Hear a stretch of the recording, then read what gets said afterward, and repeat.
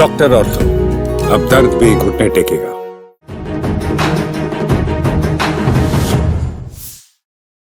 BRICS summit के लिए Russia रवाना हुए पीएम मोदी। चीन के राष्ट्रपति जिनपिंग से कर सकते हैं मुलाकात। प्रधानमंत्री नरेंद्र मोदी ब्रिक्स समिट के लिए 2 दिवसीय 22 अक्टूबर से 23 अक्टूबर दौरे पर रूस के कजान शहर रवाना हो चुके हैं।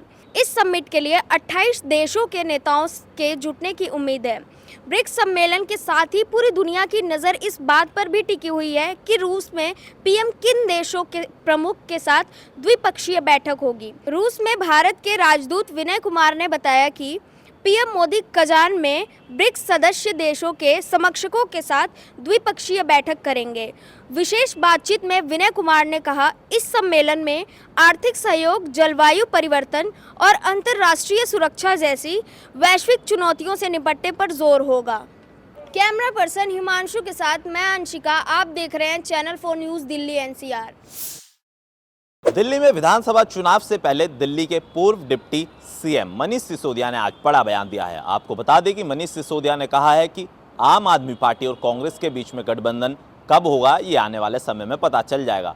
मनीष सिसोदिया से एक सवाल पूछा गया था निजी चैनल को इंटरव्यू के दौरान, जब उन्होंने इस बात का खुलासा किया। उन्होंने कहा कि देखिए, दिल्ली में अभी फिलहाल आम आदमी पार्टी अकेले चुनाव की तैयारियां कर रही है और उम्मीद है कि इस बार भी आम आदमी पार्टी को अच्छे परिणाम मिलेंगे। वहीं राहुल गांधी की पार्टी कांग्रेस से समझौते पर उन्होंने कहा कि देखिए, हम इंडिया गठबंधन का हिस्सा है, लेकिन चुनाव आयोग की तरफ से दिल्ली विधानसभा चुनाव का ऐलान के बाद ही पार्टी स्थिति को देखते हुए गठबंधन का फैसला करेगी। हालांकि गठबंधन होगा या नहीं होगा, इसको लेकर मनीष सिसोदिया ने किसी तरीके से कोई आधिकारिक पुष्टि नहीं की है। बहरहाल विधानसभा चुनाव में अभी वक्त है, लेकिन आम आदमी पार्टी ने बोल सकते हैं कि महाराष्ट्र चुनाव के साथ ही विधानसभा चुनाव कराने की मांग की थी, लेकिन ऐसा नहीं हुआ और अब तय माना जा रहा है कि जनवरी या फिर फरवरी में दिल्ली में विधानसभा चुनाव हो सकते हैं। मैं क्रांत, कैमरा पर्सन परमवीर के साथ, दिल्ली।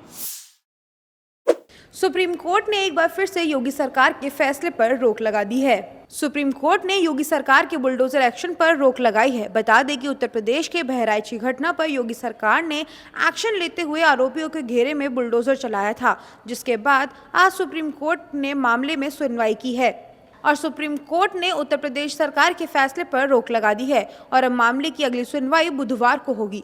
साथ ही सुनवाई के दौरान न्यायमूर्ति BR गवई ने कहा है कि अगर कोर्ट के आदेशों का पालन नहीं किया गया तो जोखिम उठाना पड़ेगा। इससे पहले भी सुप्रीम कोर्ट द्वारा उत्तर प्रदेश सरकार के बुलडोजर एक्शन पर रोक लगाई गई थी, जिसके बाद अब फिर से योगी सरकार को सुप्रीम कोर्ट से झटका लगा है। मैं अंशुल भारद्वाज, कैमरा पर्सन परमवीर के साथ, channel 4 news Delhi NCR. Jharkhand और महाराष्ट्र विधानसभा चुनावों के लिए कांग्रेस की केंद्रीय चुनाव समिति की बैठक हुई, जिसमें महाराष्ट्र के 62 उम्मीदवारों के नामों पर चर्चा की गई, तो वहीं झारखंड के 29 उम्मीदवारों पर भी चर्चा हुई। इसके साथ ही झारखंड के 11 उम्मीदवारों के नामों की सूची जारी कर दी गई, लेकिन महाराष्ट्र में उम्मीदवारों के नामों पर अभी कुछ फैसला नहीं हो पाया। कहा यह जा रहा है कि 25 अक्टूबर को होने वाली केंद्रीय चुनाव समिति की बैठक में महाराष्ट्र के उम्मीदवारों को लेकर नाम फाइनल हो जाएगा और तभी नामों की सूची जारी की जा सकती है। गौरतलब है कि झारखंड में तो कांग्रेस की गठबंधन को लेकर बात बन चुकी है और कांग्रेस वहां पर 29 विधानसभा सीटों पर चुनाव लड़ेगी, लेकिन महाराष्ट्र को लेकर अभी तक कोई सहमति नहीं बन पाई है। तो अब ऐसा कहा जा रहा है कि 25 अक्टूबर तक कोई नाम फाइनल हो पाएंगे। कैमरामैन परमवीर के साथ Ravi Singh, channel 4 news Delhi NCR.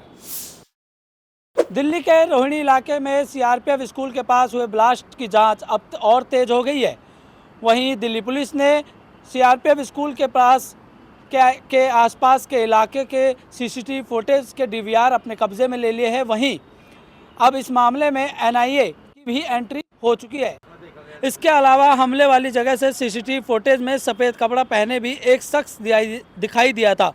हालांकि अभी तक ये साफ नहीं हुआ है कि यह करतूत किसकी थी, लेकिन दिल्ली पुलिस की जांच और तेज होती जा रही है। अब इस मामले में एनआईए की एंट्री हो चुकी है, तो देखना होगा कि इस मामले में अब क्या खुलासा होता है। मैं Rahul Rawat, channel 4 news Delhi NCR. नमस्कार, मैं हूं अंकिता शुक्ला। स्वागत है आपका channel for news Delhi NCR में। देखिए, लगातार दिल्ली में प्रदूषण का स्तर बढ़ते जा रहा है और अगर आज के AQI की बात की जाए तो वो 300 के पार साबित हो गया है। वहीं लगातार देखिए, जो पराली जलाने को लेकर हमेशा हरियाणा और पंजाब को टारगेट किया जाता है, लेकिन वहीं इसी पर कांग्रेस सांसद मनीष तिवारी का बयान सामने आया है। उन्होंने कहा कि हरियाणा और पंजाब छोटे छोटे राज्य है जहाँ पर किसान काफ़ी छोटे छोटे स्तर पर खेती करते हैं और किसानों को खेती के लिए वित्तीय सहायता मिलती है जो कि केंद्र सरकार या दिल्ली सरकार देती है। अब ये देखना ये होगा कि जो कांग्रेस सांसद मनीष तिवारी का बयान है वो आगे क्या तुल पकड़ता है। कैमरामैन परमवीर के साथ मैं Ankita Shukla, channel for news Delhi NCR. अगर आप दिल्ली में रहते हैं तो ये खबर आपके लिए है कि दिल्ली में प्रदूषण का स्तर लगातार बढ़ता जा रहा है और इसको लेकर दिल्ली सरकार अभी तक पूरी तरह नाकाम साबित हुई है। आज भी दिल्ली के आनंद विहार, इंडिया गेट समेत तमाम इलाकों में AQI लेवल 300 के पार रहा है और सुबह सुबह सड़कों पर धुएं का गुबार नजर आया। हालांकि दिल्ली सरकार की तरफ से प्रदूषण से निपटने के लिए हर कदम उठाया जा रहा है। मुख्यमंत्री आतिशी ने कहा कि दिल्ली के तमाम इलाकों में दिल्ली जल बोर्ड की बारिश पानी की बौछार कर रही है। साथ ही आम आदमी पार्टी के कार्यकर्ता भी सड़कों पर लोगों को प्रदूषण को लेकर जागरूक कर रहे हैं। लेकिन ऐसे में दिल्ली वालों के मन में सवाल है कि आखिर कब दिल्ली वालों को प्रदूषण की समस्या से छुट्टी मिलेगी, क्योंकि हर साल दिवाली से पहले दिल्ली के प्रदूषण का स्तर बढ़ता है और दिल्ली सरकार सिर्फ और सिर्फ बोलती है कि अगले साल आपको प्रदूषण से निजात मिलेगी। कैमरामैन परमवीर के साथ मैं Ajay, channel 4 news Delhi NCR. नमस्कार, मैं कीर्ति, चैनल 4 न्यूज़ दिल्ली एनसीआर में आप सभी का स्वागत है।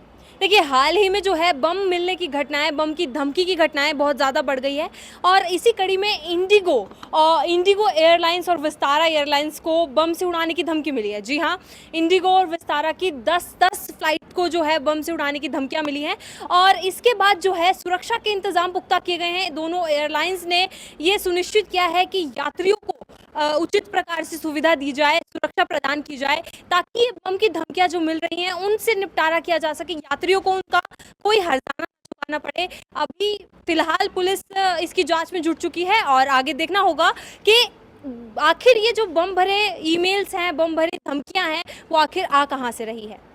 कैमरामैन परमवीर के साथ मैं कीर्ति और चैनल 4 न्यूज़ दिल्ली एनसीआर। आपको बता दें, थाना 58 क्षेत्र के सेक्टर 62 में एक हल्दीराम कंपनी है जिसमें कल एक दर्दनाक हादसा हो गया और एक करंट की चपेट में आने से जो ड्राइवर था उसकी मृत्यु हुई। आपको बता दें कि जब ट्रक ड्राइवर उनका माल लेकर हल्दीराम के अंदर जा रहा था तभी गेट के पास एक खुला हुआ पैनल था जिसमें पूरा हाई वोल्टेज करंट आ रहा था। जैसे ही उसने गाड़ी अंदर गेट के अंदर पास की तो उसका जो ट्रक है वो पैनल से टकरा गया और टकराने से जो है पूरे करंट जो ट्रक में है करंट फैल गया, जिससे वो जो ड्राइवर है उसको करंट लग गया। वो 1 घंटा वो करीब ट्रक में तड़पता रहा लेकिन किसी ने उसको बाहर नहीं निकाला और जो आसपास में जो लोग खड़े थे वो तमाशबीन होकर उसकी वीडियो बनाते रहे।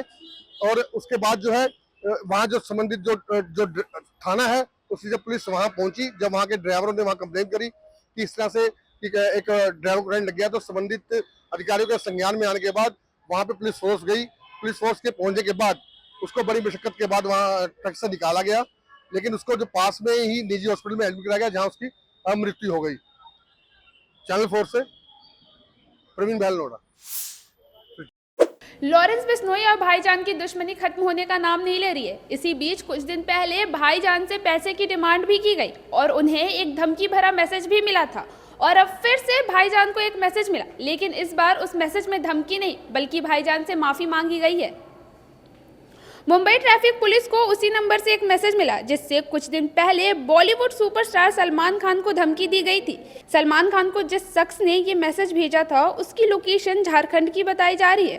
पुलिस ने उस व्यक्ति को अरेस्ट करने के लिए टीम को भी इलाके में लगा दिया है। पुलिस के मुताबिक उस व्यक्ति ने खुद को लॉरेंस गिरोह का करीबी बताया था और दावा किया था कि वो खान और गैंगस्टर के बीच समझौता करा देगा। इसी बीच सोमी ने भी लॉरेंस बिश्नोई से कहा है कि वो झारखंड के मंदिर में पूजा करना चाहती हैं। Bureau report, channel 4 Delhi NCR. Camera person Prateek के साथ निधि तिवारी।